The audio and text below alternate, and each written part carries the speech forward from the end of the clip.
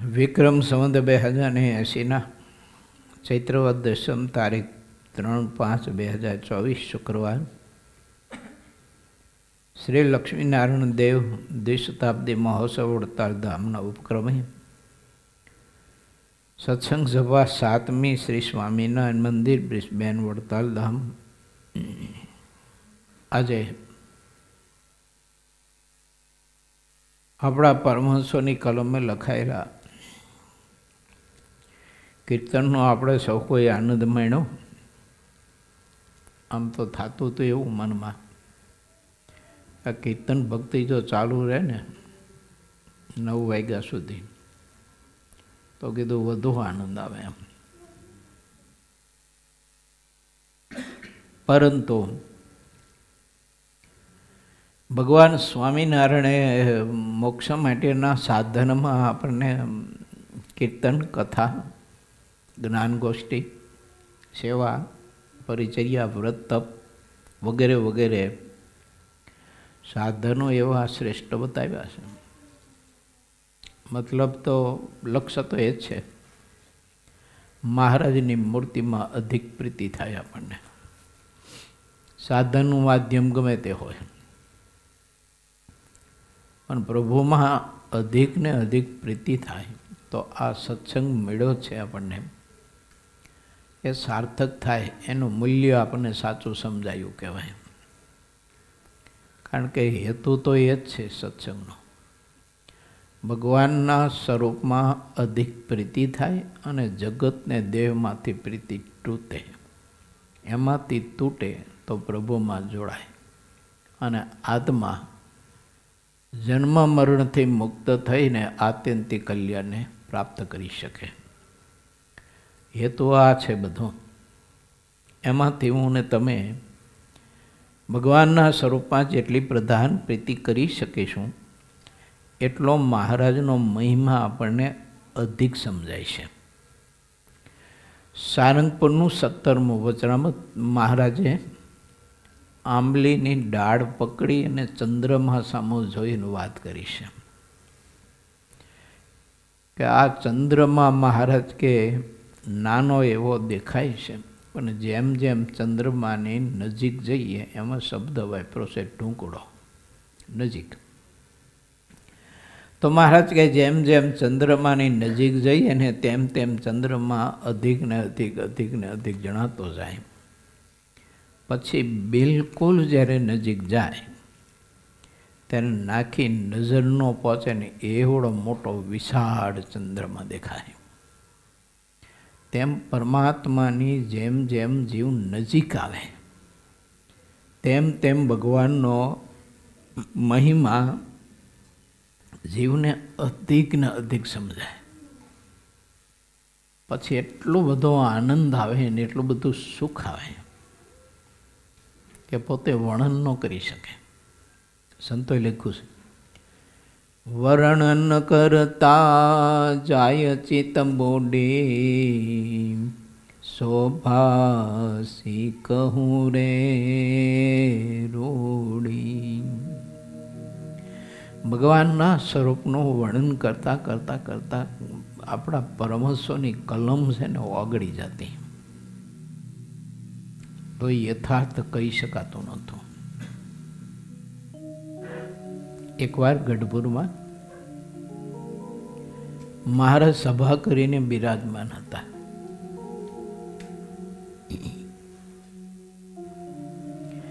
એમાં કોઈ એક કવિ આવ્યા. બ્રહ્માનંદ સ્વામીની કૃતિઓ એને સાંભળેલી, એને વાંચેલી. એટલે ભગવાન સ્વામિનારાયણને કે આજ તો તમારી પાસે એક રાવ કરવા આવ્યો છું. શું? મહારાજ કે બોલો. તમારા જેવા કવિ અમને સત્ય વાત ન કહેતો બીજું કોણ કરે? તો કે સાંભળો સ્વામિનારાયણ, હું તો તમારો ભગત નથી, પણ આ તમારા કવિ સંત બ્રહ્માનંદજીએ તમારા સ્વરૂપનું જે કીર્તનમાં વર્ણન કર્યું છે એ હાવે તૂતે તૂત ખોટે ખોટું, કે કરોડો કરોડો સૂર્ય ચંદ્રના તેજને પણ લઈ કરી નાખે એવું તમારા સ્વરૂપનું તેજને વર્ણન કર્યું છે. આ તો મસાલો પ્રગટાવે તો તમારું દર્શન થાય છે. અને આવો બસ કવિ થઈ ગયા છે અને તમારા સખા એટલે એમને કોઈ કહેનાર નહીં, પણ હું તો સત્ય કહીશ. ભગવાન સ્વામિનારાયણ મરક મરક હસતા હતા મંદબંધ. મહારાજ મંદબંધ હસતા હતા એટલે મુક્તાનંદ સ્વામી બાજુમાં બેઠેલા, એટલે મહારાજે એમને મુક્તાનંદ સ્વામીએ સંકેત કર્યો કે મહારાજ, આ જીવને જરાક એક આંખનું મટકું મારે એટલી વારે પણ તમારા પ્રકાશનો, તેજનો, મૂર્તિનો અને ઝબકારો દેખાડો, તો જ આને સ્વીકાર કરશે, નહીં તો નહીં કરે. મહારાજે સમાધિ કરાવી. સમાધિમાં સીધા અક્ષરધામમાં ગયા.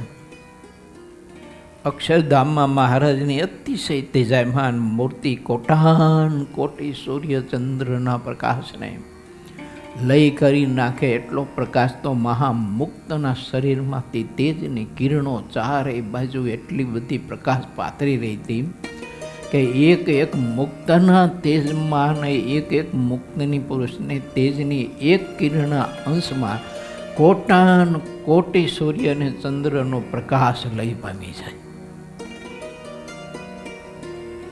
તો એ ભગવાન પુરુષોત્તમ નારાયણની મૂર્તિનો કેટલો પ્રકાશ અને કેવો તેજ છે. એ દર્શન કર્યું અને સમાધિમાંથી જાગૃત થયા.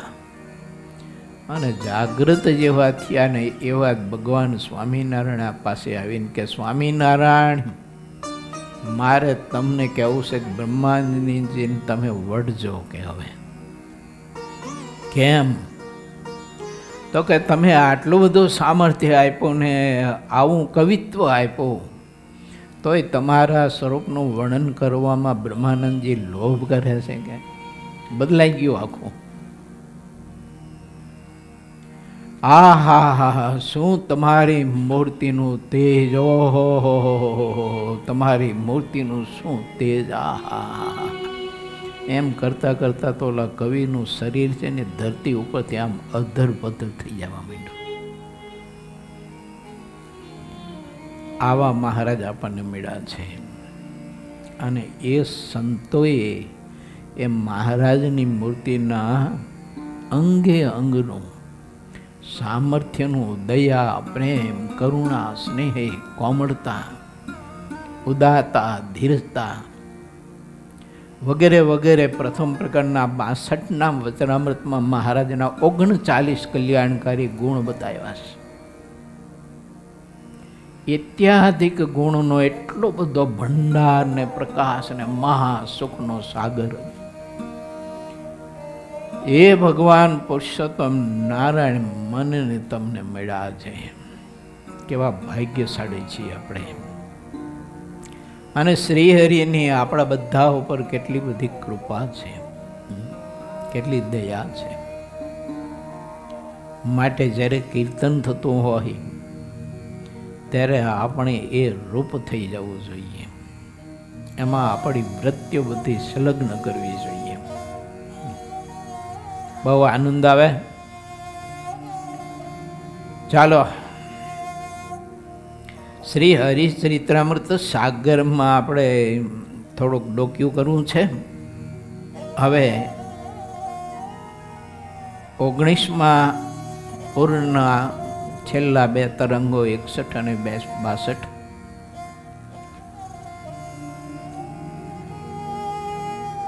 જે રીતે સંચાલક શ્રીએ આપણને માર્ગદર્શન આપ્યું તેમ આવતીકાલે શ્રી હરિચરિત્રામૃત ગ્રંથ રાજના 19મા પૂરની સમાપ્તિ આપણા શ્રી સ્વામિનારાયણ મંદિર વડતાલ ધામ બ્રિસ્બેન ઓસ્ટ્રેલિયામાં એ 19મા પૂરની સમાપ્તિ થઈ છે. ઠાકોરજીએ ખબર નહીં કે શ્રી હરિચરિત્રામૃતના 19મા પૂરને એ યાત્રાને લગભગ 70-90 દિવસથી આ યાત્રા ચાલે છે આ કથાની. તો તો એ યાત્રાને મહારાજે અહીંયા પરિપૂર્ણ કરવા અને વિરામ કરવા માટેનો કોઈ સંકલ્પ કર્યો હોય છે તો ખબર નહીં. તમારા બધા ભક્તોની ભાવના તે 62 તરંગ છે આ 19મા પૂરના, અને 62 કિલો ડ્રાયફ્રૂટથી આવતીકાલે આપણે સૌ કોઈ અભિષેક કરીને મહા આનંદ માણશો આ મહોત્સવનો. એ આપણા જીવનનો એક મહા મોટું સંભારણું હશે, અને એ આપણા જીવનમાં મોક્ષ માટેની એક અલૌકિક વાત હશે કે ફક્ત ને ફક્ત બીજું બધું યાદ રહે ન રહે, કથા યાદ રહે ન રહે, કથાના વિષયો યાદ રહે ન રહે, પણ આવતીકાલનો હરિચરિત્રામૃત ગ્રંથનો ડ્રાયફ્રૂટથી થતો અભિષેક અને હરિકૃષ્ણ મહારાજનું થતું અભિષેકનું દર્શન યાદ રહી જાય તો મારો ઠાકોરજી વિમાન લઈને આપને તેડવા ચોક્કસ ને ચોક્કસ આવે. એને મોક્ષનો આત્યંતિક કલ્યાણનો આ લોકની કે આ સરકાર કદાચ આપણને વિઝાનો સિક્કો મારે કે ન મારે, પણ ઠાકોરજી અક્ષરધામનો સિક્કો તો ચોક્કસ મારી દે. આવો અવસર છે આજે આપણા માટે. તો એમાં આપણે પ્રવેશ કરીએ.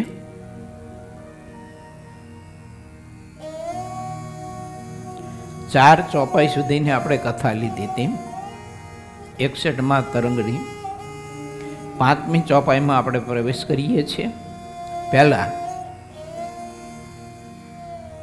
આ 61મો તરંગ તમારી પાસે વાંચી અને સિદ્ધાનંદ સ્વામીની કલમે જે ગૂંથાયેલા આ પ્રસાદીના શબ્દ છે ને, એ પ્રસાદીના શબ્દ તમારા હૃદયની ડાબલીમાં પહેલાં મૂકી દઉં, અને પછી આપણે ઘડિયાળ જો આદેશ આપશે તો એને સમજવા માટે પ્રયત્ન કરશો. બધા દેશોમાં સત્સંગરૂપી દેશ તે શ્રેષ્ઠ અજોડ છે. દેશ એટલે સ્થાન. તો સર્વશ્રેષ્ઠમાં શ્રેષ્ઠ જો સ્થાન હોય તો સત્સંગ છે. જ્યારે આપણે 2-5 ભગવાનના ભક્તો ભેળા મળી અને મીઠી મીઠી જ્ઞાન ગોષ્ઠી કરીએ મહારાજમાં પ્રીતિ કરવા માટેની, અને આપણી અંદરની ઉણપોને સમજીને દૂર કરવા માટેની, એને કહેવાય સત્સંગ, અને એ કહેવાય પવિત્ર અને શ્રેષ્ઠ સ્થાન કહેવાય.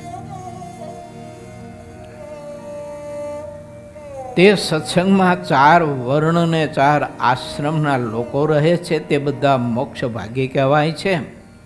તેઓ પોતાના દિલમાં ભગવાનના સિવાય બીજું કાંઈ ચાહતા નથી, અને ભગવાન સિવાય જેટલી વાત હોય છે તેને કાળનું જમવાનું માને છે.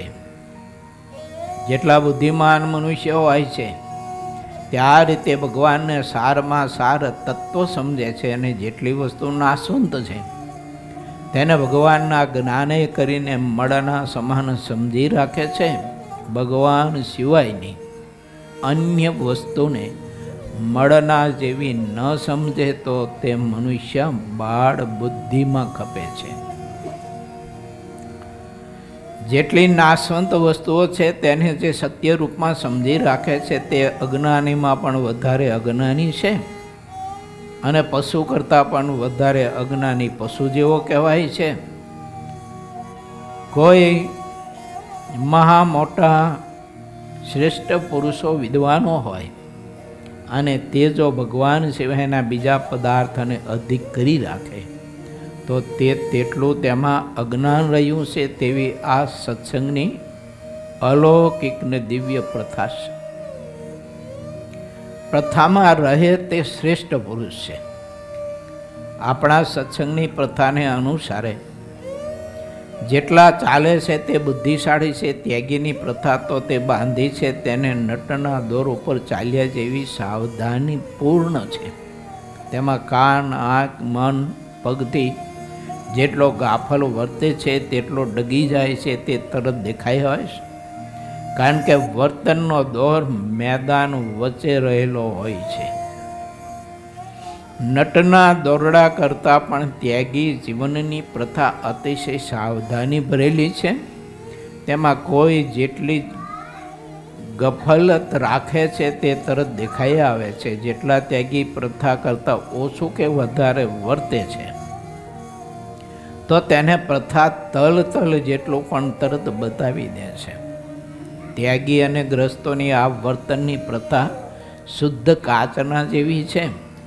જે ત્યાગી ગૃહી અમારી બાંધેલી પ્રથાનો લોપ કરે છે તો તેનો લોપ થઈ જાય છે. અમે જે વર્તમાન નિયમની પ્રથા બાંધી છે તે સૂર્ય કરતાં પણ કરોડ ગણી વધારે અને પ્રતાપવાળી છે. જે બુદ્ધિમાન લોકો છે તે બધા તેને પ્રમાણરૂપ માને છે. વેદ, પુરાણ અને વ્યાસ આદિક જે મુનિઓ તે બધા જે રીતે પ્રમાણભૂત માને છે તે રીતની અમે આ સત્સંગના વર્તમાન નિયમની પ્રથા બાંધી છે. સત્સંગની પ્રથાના જેટલા વચન છે તેને અમે 1000 વખત તપાસી જોયા છે. આ પ્રથા અમે એવી પ્રવૃત્તાવી છે કે તેને વેદ અને પુરાણો પણ વખાણે છે. જે લોકો વેદ અને પુરાણોને મિથ્યા કહે છે તેને અપાર પાપ લાગે છે. તેઓ તે પાપથી ક્યારેય છૂટતા નથી. જે મનુષ્ય ભગવાનના અવતારોને અને ભગવાનની પ્રતિમાઓને કોઈ દિવસ માનતા નથી તેઓ તો પાપીઓમાં પણ વધારે પાપી ગણાય છે. તેમને પશુ પંખી અને જળચર પ્રાણીઓની હિંસામાં રુચિ હોય છે અને માંસનો આહાર કરવામાં તે લોકો કાંઈ દોષ માનતા નથી. વર્ણ અને આશ્રમની દૃષ્ટિએ વટાળમાં જે મનુષ્ય ક્યારે દોષ નથી જોતા આવી વાતો અપારહી છે જેનો કહીએ છેડો આવતો નથી. સારરૂપ વાતો કહેવામાં સારરૂપ ફળ રહ્યું છે. આ ભરતખંડમાં યવન સિવાયના જેટલા ઉત્તમ મનુષ્ય છે તે મનમાં ભૂલથી પણ મનુષ્યની હિંસા ક્યારેય કરતા નથી. આવા મનુષ્યને સર્વોત્તમ કહેવાય છે. અને જે મનુષ્યને મારે છે તે તો ચંડાળ ગણાય છે. મનુષ્યની જે હિંસા કરે છે તે નીચમાં પણ અતિ નીચ છે અને તેનાથી કોઈ વધારે નીચ નથી. જેના દિલમાં દયા હોય છે તે તો સર્વથી શ્રેષ્ઠ ગણાય છે. માણસના ઉપર જેટલી વધારે દયા હોય તેટલો તે ઉત્તમ કહેવાય છે. તેવા વર્તનના કારણે તે રાજાઓને પણ નંબાવ્ય કહેતા રાજાઓનો પણ રાજા છે. મનુષ્યની રક્ષા છળ અને કપટનો ત્યાગ કરીને કરવી જોઈએ. તેના સમાન બીજી કોઈ વાત નથી. જે રક્ષા કરે છે તેની આ લોકમાં ઘણી બધી કીર્તિ થાય છે. શ્રી હરિએ ગોમતી કિનારે ઉપર કહેલી બધી વાતો કહી હતી. પછી એક દિવસ શ્રી હરિ સંતોની જગ્યામાં આવીને બેઠા. ત્યાં સંતોની સભા વચ્ચે પાટ ઉપર શ્રી હરિ બેઠા. રાતે મસાલનું સુંદર અજવાળું રહ્યું હતું. જ્યારે સૌ આરતી ધૂન કરીને બેઠા ત્યારે એક પવિત્ર વૃદ્ધ સાધુ અત્યંત ઉત્સાહથી શ્રીહરિના દર્શન કરવા માટે પાસે આવ્યા. શ્રીહરિએ એ ભોળાનંદ નામના વૃદ્ધ સાધુને નિર્વિકાર જોયા. તેના ઉપર ઘણું રાજી થયા અને તેને પોતે પહેરેલા બધા વસ્ત્રો પ્રસાદીના રૂપમાં આપ્યા. તે વૃદ્ધ સાધુ 80 વર્ષના હતા અને બે સંતોએ બંને બાજુથી તેમના બાહુ પકડ્યા હતા. કારણ કે તેમને આંખોથી બરાબર દેખાતું નહીં અને શબ્દ પણ તેવા જ સંભળાતા હતા. તે શ્રીહરિની પાસે આવીને પગે લાગ્યા. તેમનું આનંદથી ભરેલું મુખ હસતું હતું. તેમને મોઢામાં એક પણ દાંત હતો નહીં, પણ તેમને શ્રીહરિની ઉપર ઘણું હેત દેખાતું હતું. તે સમયે ભક્તજનોની પીડાને હરનારા શ્રીહરિએ પોતાના શરીર ઉપરથી અંગરખું ઉતારીને તેમને પહેરાવી દીધું અને પોતાની કસુંબલ પાગ તેમના માથે મૂકી તે વૃદ્ધ સંતનો અતિશય પ્રેમ જોઈને તેમને ફૂલના બધા જ હાર શ્રીહરિએ પહેરાવી દીધા. પછી તે સંત આસન ઉપર આવીને બેઠા. પછી સભામાં જેટલા સંતો બેઠા હતા તે બધા ગરબીના પદો બોલતા હતા. શ્રીહરિએ આ રીતે વડતાલમાં જેટલા દિવસ રહ્યા તેટલા દિવસ હરિભક્તો તેમને ઘણા ભક્તિભાવથી પોતાના ઉતારે પધરાવતા હતા અને જેને જેવો ભાવ હોય તે પ્રમાણે તે પ્રેમથી પૂજા કરતા. આ રીતે રોજ રોજ વધારે ને વધારે આનંદ અને ઉત્સવ થતો હતો. પછી શ્રીહરિ સૌ સંતોને બાથમાં લઈને ભેટા અને પછી વડતાલથી ચાલતા થયા. રાવલી અને મેહડાવ થઈને પીપળાઓમાં એક રાત રહ્યા. સૌ હરિભક્તોને દર્શન દીધા. સવારમાં ત્યાંથી ચાલતા થયા. નાર અને રામોલડી થઈને શ્રીહરિ ઊંટવાડા આવ્યા. બોધેજ આવીને ત્યાં બીજી રાત રહ્યા. બ્રહ્મચાર્ય થાળ કર્યો તે સૌ જમ્યા. પછી ફળિયા વચ્ચે ઢોલિયા ઉપર વિરાજમાન થયા. ત્યારે અલૈયા ખાચર વાલે વજાડી છે વાંસળી રે, માવે વજાડી છે મોરલી રે, કાલિંદીને તીર આ કીર્તન બોલ્યા. જ્યારે ગાઈ રહ્યા ત્યારે સૌ પોઢી ગયા. સવારે જાગીને શ્રીહરિ કહે ઘોડા પલાણો. ત્યારે ખોડાભાઈ, હઠીભાઈ આદિ હરિજનો કહે મહારાજ રોટલા જમીને ચાલજો. ત્યારે શ્રીહરિ કહે કે નહીં રહીએ. પછી ઘોડા ઉપાડ્યા. મુક્તાનંદ સ્વામીને નિત્યાનંદ સ્વામીને શ્રીહરિ પોતાની સાથે લીધા. પછી શ્રીહરિ ગોરાડ ગામ આવ્યા. ઇતિ શ્રી સહજાનંદ સ્વામી શિષ્ય સિદ્ધાનંદ મુનિ વિરચિત શ્રી હરિચરિત્રામૃત સાગરના 51 પૂરમાં શ્રીહરિએ સત્સંગની સર્વોત્તમ પ્રથા કહી અને વડતાલથી નીકળીને ગોરાડ આવ્યા. એ નામે 61મો તરંગ સમાપ્ત થયો. આ કીર્તન સાંભળવું છે? સમય છે તમે લોકોનો? હા, મેઘરાજા જો આ 19મા પૂર્ણની કથાનો આમ તો કાલ અભિષેક કરવાનો, પણ એ આજ અભિષેક કરવા આવ્યા છે.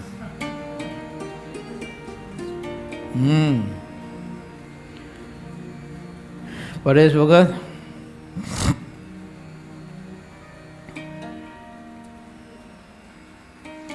વાલે વજાડી છે આંસળી રે, માવે વગાડી છે મોરલી. સંભળાવો ને વાલા ભક્તો. ગઈકાલનો પ્રસંગ આપણો અધૂરો હતો, પરંતુ બહુ પ્રસંગ એવો અદ્ભુત છે એટલે અત્યારે લેતો નથી. જ્યારે સમય મળશે ત્યારે આપણે તે પ્રસંગમાં સ્નાન કરીશું. કયા ગામની વાત કરી હતી મેં કાલ? બોડાદ ગામના. શું નામ હતું પટેલનું? બોલો. જીવા પટેલ. અમુક વાત યાદ રહે આપણને, અમુક ન રહે. આજે બહેનોએ સરસ મજાનો અણકોટ બનાવ્યો હતો. જે બહેનોએ બનાવ્યો પણ બહુ અદ્ભુત એમની ભક્તિનું દર્શન આપણે આ અણકોટમાં થતું હતું. પણ હવે મારી વાત ત્યાં છે કે આપણે અણકોટની વાનગીના દર્શન કર્યા, ઠાકોરજીના કર્યા.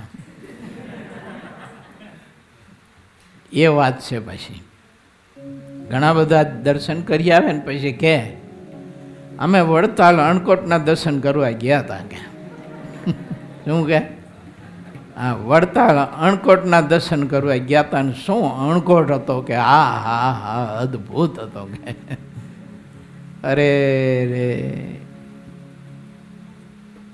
અણકોટના દર્શન કર્યા પણ ઠાકોરજીના ન થયા. જમવાની વસ્તુના દર્શન કરવા એ સારું છે, પણ જમનારના દર્શન કરવાની સર્વોત્તમ શ્રેષ્ઠ છે. એને ધન્યવાદ. આજે અણકોટ બહેનોએ બનાવ્યો. આપણને સૌ કોઈને મહારાજના દર્શન થયા. તે અણકોટ જમતા હતા તે એમ દર્શન કરવાનું. કેમ કરવાનું? મહારાજ અણકોટની બધી વાનગીઓ જમે છે ને મહારાજને જમવાની છે ને અલૌકિક રીત હતી જમવાની. જમવા બેસતા અત્યારે કેવી રીતે બેસતા ખબર છે ને? મહારાજ કયા પગની પનાઠી વાળતા? આ ધ્યાન યોગ છે. પછી કયો પગ ઊભો રાખતા? ડાબો કે જમણો? જમણો પગ ઊભો રાખતા અને જમણા પગના ઢીંચણ ઉપર શું ટેકવતા? જમણા હાથની કોણી. અને પછી થાળમાંથી મહારાજ ગ્રાસે ભોજન લઈને જમતા હતા. તમે જમવા બેસો ત્યારે આવી રીતે એક વખત બેસી અને ઢીંચણ ઉપર જમણા હાથની કોણી ટેકવીને પછી થાળીમાંથી કોળીઓ લઈ જજો. હાથ પોતાઈ દો, કહેજો મને તમે. એવું અલૌકિક રીતો જમવાની. પછી જમે તો ખરા, પણ મહારાજના આ 3 આંગળાની એક અંગોઠો, આ 4 આંગળાના ટેરવા છે ને એ શાક કે ડાળવાળા બગડે. આવી અલૌકિક જમવાની રીત હતી. જો અને આપણે ઠેઠ કાંડા સુધી આવી જાય આમ ચાટી ગયું.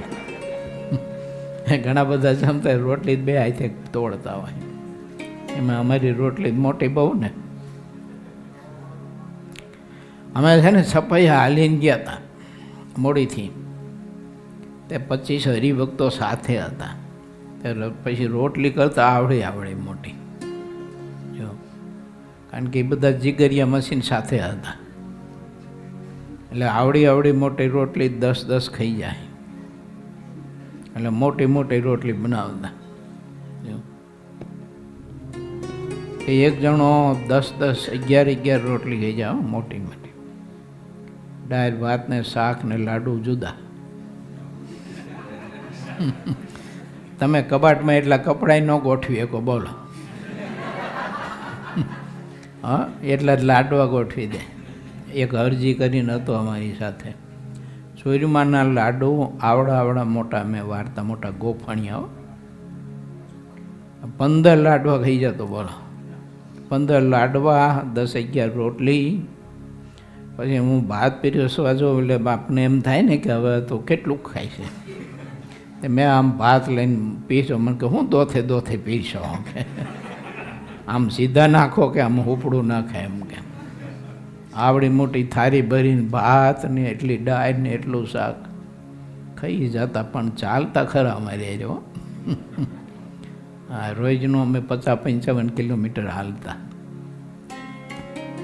વાત કહેવાની મારી એ છે કે ઠાકોરજીનું જ્યારે દર્શન કરી થાળનું, અન્નકૂટનું, તો મહારાજનો ધ્યાન યોગ આવી રીતે દર્શન કરવાનું કે મારો ઠાકોરજી, મારો મહારાજ કેવા ભાવથી જમે છે. બહેનોએ જેવા ભાવથી અન્નકૂટ બનાવ્યો એવા ભાવથી મારો મહારાજ, મારો નાવલ્યો નાથ, મારું પીછેલું ભોજન જમે છે. એમ ઠાકોરજીનું દર્શન કરું.